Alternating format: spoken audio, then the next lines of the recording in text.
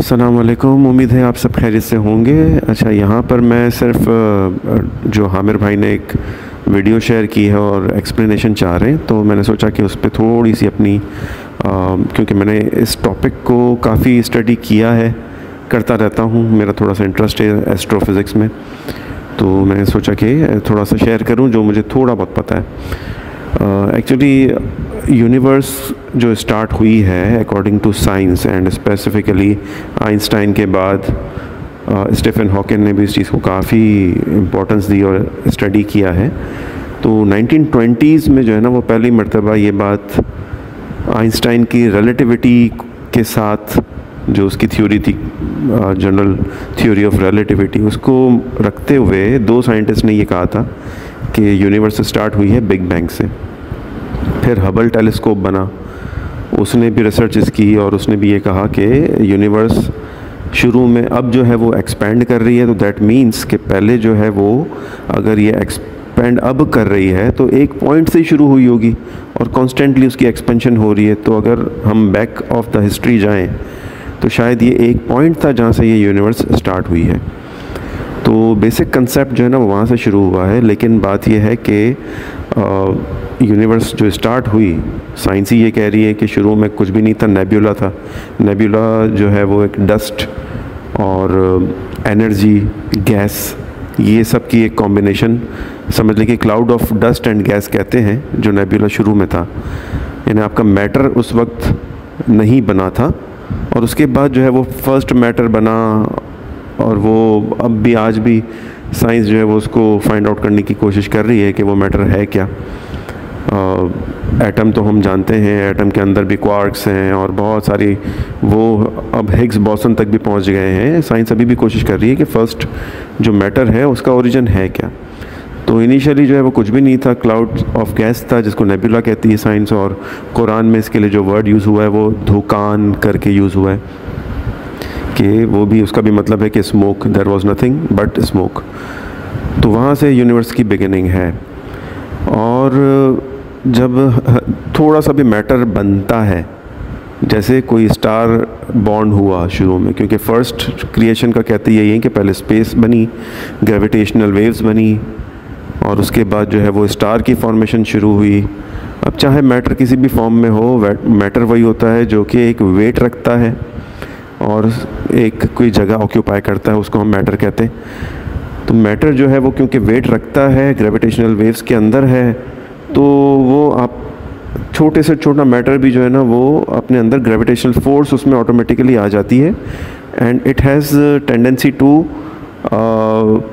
Pull things towards it, towards the centre. तो वो constriction या कॉन्ट्रैक्शन की तरफ है मैटर, कि सारी चीज़ों को अपनी तरफ कंस्ट्रिक्ट कर सकता है। और जबकि बिग बैंग जो कहते हैं वो कंस्ट्रक्शन नहीं है, वो तो एक्सपेंशन है, वो तो एक ब्लास्ट हुआ। तो ये ब्लास्ट कैसे हुआ, जबकि हर मैटर में ये टेंडेंसी है कि वो हर चीज़ कंस्ट्रक्ट होती है एक पॉइंट की तरफ। तो यहाँ पर तो अपोजिट चल रहा है मामला, कि ब्लास्ट हो रहा है और एक्सपेंशन शुरू हो गई। तो साइंस ये कहती है कि फिर ये सिर्फ मैटर नहीं है, बल्कि इसके साथ साथ कोई मैटर का ऑपोजिट है जिसको उन्होंने नाम दिया है एंटी मैटर। और वो एंटी मैटर मैटर के बिल्कुल ऑपोजिट है। अगर मैटर कंस्ट्रक्ट कर रहा है तो ये एक्सपेंड कर रहा है, ये मैटर वाले लॉज को बिल्कुल फॉलो नहीं करता, ये बिल्कुल ऑपोजिट चलता है, तो इसलिए इसको एंटी मैटर कहा जाता है। तो साइंस इस बात पे मानती है और स्टीफन हॉकिंग ने इसको इस एक्सपेरिमेंट में इस तरह से समझाया है जो इस वीडियो में है, कि अगर आप कोई पहाड़ बनाना चाह रहे हैं और आपके पास रॉ मटेरियल और कोई नहीं है, बल्कि आपको नीचे ज़मीन को खोद खोद के बनाना है ना, तो आप वो हिल को या पहाड़ को बना तो लेंगे, लेकिन उसके नतीजे में क्या हुआ कि उसी साइज़ का सेम एक नेगेटिव इम्प्रेशन भी बना, वो खड्डा इतना बड़ा जो होल आपने डिग किया है। तो आप पहाड़ को अगर मैटर समझ रहे हैं तो ये जो उसके लिए आपने जो डिग किया है वो उसका एंटी मैटर है। तो ये तकरीबन मैटर का एंटी मैटर हमेशा होता है। लेकिन फिर कहते ये हैं कि बिलियंस ऑफ मैटर के सामने एक एंटी मैटर के सामने एक एक्स्ट्रा मैटर होता है, जिसकी वजह से ये दुनिया नज़र आ रही है हमें, एक मटेरियल फॉर्म में है। अगर बिल्कुल ही एंटी मैटर और मैटर की जो क्वांटिटी है वो सेम हो तो कभी भी ऐसा नहीं होगा, वो एक दूसरे को कैंसल आउट कर देंगे। तो ये है इसकी कहानी जो इस वीडियो में है ना। और मैटर एंटी मैटर को कुरान में भी जो है इस तरह से है कि जो आपका वर्ड यूज़ होता है अज़वाज, या हम इसको हमेशा ट्रांसलेशन में कह लेते हैं और कंसिडर करते हैं कि मर्द बना है तो उसके साथ उसकी वाइफ, औरत, उसका पार्टनर हमेशा है। लेकिन एक उसका व्यू ये भी है कि जब भी कोई चीज़ बनती है तो उसका ऑपोजिट, जैसे मैटर है तो उसका एंटी मैटर भी अल्लाह ने जो है वो क्रिएट किया है। Thank you very much. मेरा ख्याल है थोड़ी सी शायद आपको ये एक्सप्लेनेशन समझ आई हो। शुक्रिया जी। अस्सलाम वालेकुम sir ji. Thank you sir ji, doctor Irfan साहब। सर असल में ये वीडियो मैंने 5-6 मरतबा इसको बार बार देखा, सही समझ में नहीं आ रहा था। आपने जो वजाहत की थोड़ा बहुत जो दिमाग में ने एक्सेप्ट किया वो समझ में आ गया। इसमें सर एक और सवाल भी जहन में घूम रहा है, पता नहीं सवाल सही है गलत है क्या है, लेकिन करता हूँ, देखता हूँ, शायद मेरी रहनुमाई हो। असल में सर वो ख़याल के बारे में मैं कंफ्यूज था कि वो मटेरियल का तो बता रहा है कि आप पहाड़ बनाओगे तो आप कड़ा भी खोदोगे साथ में, तो पैर में चीज़ हो जाता है। तो क्या ख़याल भी ऐसा पैर में बनता है? अगर मैं पॉजिटिव कोई ख़याल मुझसे जनरेट हो रही है तो क्या उसका भी नेगेटिव ख़याल ऑटोमेटिकली जनरेट होगा, या मैं कोई नेगेटिव ख़याल जनरेट कर रहा हूँ क्या उसका ऑटोमेटिकली पॉजिटिव ख़याल भी जनरेट होगा? तो प्लस माइनस ये इकट्ठे होंगे? इस पर सर थोड़ा अगर रहनुमाई होते हैं आप लोगों की मेहरबानी होगी सर। जी अस्सलाम वालेकुम। ये बड़ा इंटरेस्टिंग डिस्कशन हो रहा है और मैं अभी सुन पाया, मैं ड्राइव कर रहा हूँ। तो डॉक्टर इरफान ने पहले तो हामिर ने जो सवाल किया और जो वीडियो शेयर की थी, और फिर डॉक्टर इरफान ने साइंटिफिक पैराडाइम में उस पूरी बात को बड़ा अच्छा एक्सप्लेन भी कर दिया, और मैटर और एंटी मैटर और वो सारी बात कर ली। अब यहाँ से सवाल जो इस बात को आगे बढ़ाते हुए, I am not going to repeat what has been said. तो thank you doctor Irfan for that illumination कि आपने पूरा प्रोसेस बता दिया साइंटिफिक, जो कि ज़ाहिर है बिल्कुल इसी तरह है। लेकिन अब यहाँ से सवाल कुछ और बन रहा है। सवाल ये बन रहा है कि ये जो पहाड़ी बना रहे हैं और उसके नतीजे में खड्डा बन रहा है, तो ये तो मंडेन वर्ल्ड की रियलिटी है। ये तो इस फिज़िकल वर्ल्ड की, जिसको आलम नासूत कहा जा रहा है, ये तो इसकी रियलिटी है। क्योंकि यहाँ एनर्जी और in fact matter also can not be created nor it can be destroyed, but it changes from one form to another. तो ये यहाँ तक की बात तो बिल्कुल ठीक है। ख्याल वाली बात पे अभी मैं बाद में आऊँगा। लेकिन सवाल ये है कि अब अगर हम बिग बैंग पे जाते हैं, क्रिएशन पे जाते हैं, और बिग बैंग की तो वाज़े आयत है सूरह अंबिया में, वाज़े आयत है। मुझे अभी नंबर आयत का याद नहीं आ रहा, लेकिन मैं घर जाके बताऊंगा। लेकिन वाज़े आयत है जिसमें बिल्कुल बिग बैंग क्लियरली डिफाइंड है, ठीक है ना, कि ज़मीन और आसमान वहाँ मिले हुए थे, फिर हमने उन्हें फाड़ के जुदा किया, तो वो मौजूद है, ठीक है। अच्छा, तो पॉइंट क्या है? पॉइंट ये है कि अल्लाह रब्बुल इज़्ज़त भी क्या क्रिएशन के प्रोसेस में इस चीज़ के मुतकल्लिफ है कि जब वो कुछ बनाए तो उसके नतीजे में कुछ ज़ाया भी हो। यानी अगर मिसाल के तौर पे समझाने के लिए, अगर ये पहाड़ी अल्लाह बना रहे हैं, अल्लाह बना रहे होते, तो क्या इस पहाड़ी के बनाने के लिए खड्डा होना ज़रूरी था?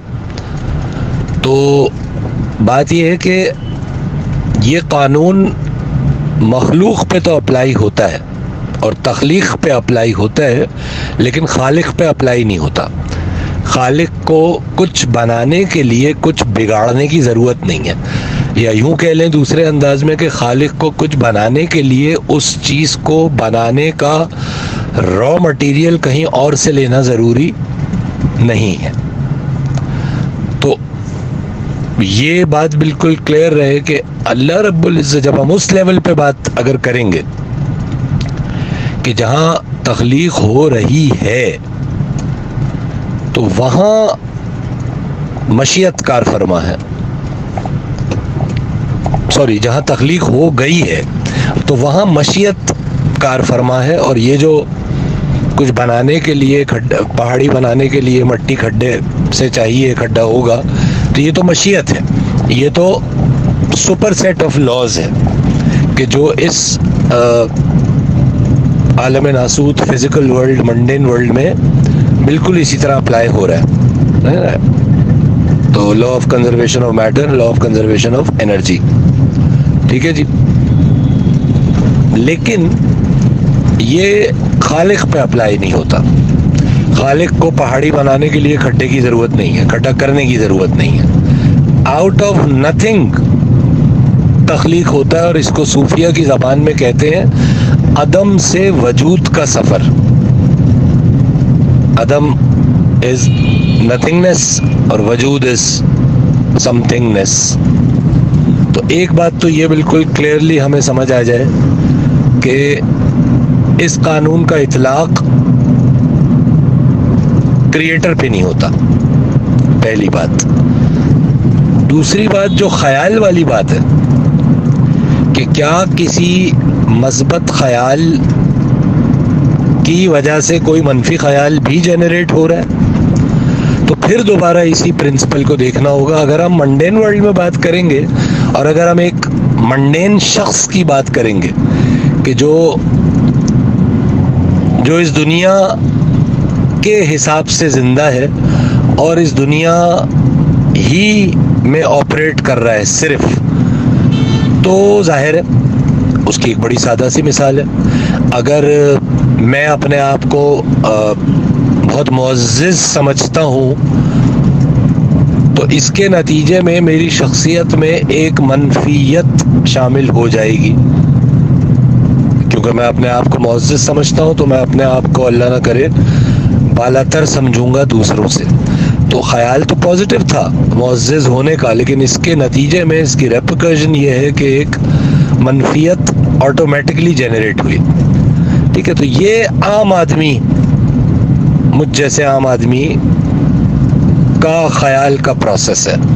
तो उसके अंदर तो अज़वाज वाली बात ठीक है, पेयर्स में होंगी चीज़ें। फिर ये आपके ऊपर है कि आप किस तरह एक नेगेटिव ख्याल को सप्रेस करते हैं और पॉजिटिव को उसके ऊपर सुपरसीड करते हैं, या वाइस वर्सा। अच्छा आदमी वो होगा जिसका मनफी ख्याल पे मस्बत ख्याल गालिब आ जाए, और ज़ाहिर है बुरा वो होगा कि जिसमें मनफी ख्याल गालिब आता हो। तो ये तो एक सारी बात। अब ज़रा आइए उन लोगों की तरफ के जो इससे आगे बढ़ गए या इससे ऊपर चले गए, और फिर आ जाते हैं इस हायरकी में टॉप पे, यानी हुजूर अक़दस अलैहिस्सलातु वस्सलाम। यहाँ कोई मनफियत नहीं है, यहाँ कोई ज़ौज नहीं है, इस ख्याल के मामले की बात हो रही है, क्योंकि यहाँ भी क्रिएशन हो रही है, यहाँ भी क्रिएटिव प्रोसेस है। इसीलिए तो क्रिएटर का रिफ्लेक्शन है, इसीलिए तो 11वीं शरीफ है, 1 on 1, 2 mirrors opposite each others। यहाँ सिर्फ पॉजिटिव ख्याल है, क्योंकि जब लेवल क्रिएटर का होगा ना, जितना कोई शख्स क्रिएटर के लेवल के करीब, यानी क्रिएशन के लेवल के करीब होता जाएगा, उतना उसकी मनफियत अदम में जाती जाएगी, गायब होती जाएगी, आसान लफ्जों में। एक मशहूर आयत तो सभी को पता है, ठीक है ना, व इन्नका लअला खुलुक़िन अज़ीम, और इसकी जनरल ट्रांसलेशन ये की गई है कि आप अलैहिस्सलातु वस्सलाम, सूरह कलम की आयत है मेरे ख्याल में, आप अलैहिस्सलातु वस्सलाम खुल्क़ अज़ीम पे फाइज हैं, यानी इखलाक़ की आला तरीन मदारिज पे फाइज हैं। अब बिलाशुबा बिल्कुल ठीक ट्रांसलेशन है, एक सतह के ऊपर, लेकिन ज़रा इसको और एक्सपेंड करें इस तसव्वुर को। इंटरेस्टिंगली जो खुल्क है, एक चीज़ है खुल्क जिसको हम जनरली इखलाक तसव्वुर करते हैं, और एक चीज़ है खल्क, क्रिएशन। दोनों की रूट ज़ाहिर सेम है, खे लाम काफ, और इस रूट का मतलब तख्लीक है, क्रिएशन है, बनाना है, राइट। तो इसका मतलब खुल्क की रूट और खल्क की रूट सेम है, इसका मतलब खुल्क के ज़रिए खल्क हो रही। अब ज़रा गौर कीजिए, सुभान अल्लाह, इन्नका ला अला खुलुक़िन अज़ीम, अपने थॉट प्रोसेस से क्रिएशन फरमा रहे हैं। यह है खुल्क़ अज़ीम, ऐसा अज़ीम शान खुल्क़ जो खल्क़ बन जाए, जो तख्लीक